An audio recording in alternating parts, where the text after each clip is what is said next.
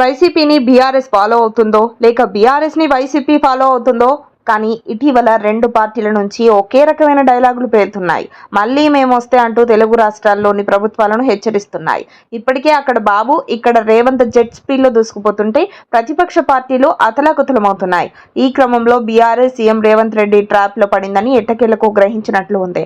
ఆదివారం అందుబాటులో ఉన్న ఎమ్మెల్యేలు, ఎమ్మెల్సీలు, కీలక నేతలతో ఫామ్ హౌస్లో కేసీఆర్ సమావేశమై ఈ విషయంపై చర్చించారని, రేవంత్ ట్రాప్లో పడకుండా రాజకీయంగా ముందుకు వెళ్లాలని నేతలకు హితబోధ చేసినట్లుగా తెలుస్తోంది.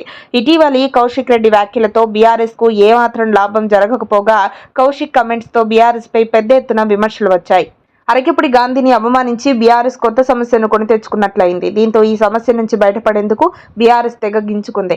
ఇదంతా రేవంత్ రెడ్డి కుట్ర అంటూ కథలు అల్లినా అప్పటికే బీఆర్ఎస్ కు జరగాల్సిన నష్టం జరిగిపోయింది. అలాగే సర్కార్పై పలు అంశాల వారీగా దీక్షలు చేపట్టాలని నిర్ణయించగా కౌశిక్ రెడ్డి, అరకిపుడి గాంధీ వివాదంతో ఇవన్నీ డైవర్ట్ అయ్యాయి. దీంతో ఈ విషయాన్ని గులాబీ బాస్ కేసీఆర్ గ్రహించినట్లున్నారు. అందుకే కౌశిక్ రెడ్డి వివాదానికి ఇక ఫుల్ స్టాప్ పెట్టాలని, రేవంత్ రెచ్చగొట్టారని, రెచ్చిపోవద్దని క్లాస్ తీసుకున్నట్లు తెలుస్తోంది. రేవంత్ వ్యూహాత్మకంగా ట్రాప్ చేస్తున్నాడని, అందులో చిక్కుకోకుండా ప్రజా సమస్యలను లేవనెత్తాలని సూచించినట్లు సమాచారం. అప్డేట్స్ కోసం మా కాయ్ టీవీని సబ్స్క్రైబ్ చేసుకోండి. మా వీడియో కనుక మీకు నచ్చినట్లయితే లైక్ చేయండి, షేర్ చేయండి. మీ విలువైన అభిప్రాయాలను కామెంట్ బాక్స్లో తెలియజేయండి.